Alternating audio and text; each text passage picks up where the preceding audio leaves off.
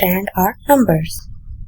So in this particular lecture, we will convert our signals into features. This is the Kaggle repository that I created for you guys so that I can share my codes publicly.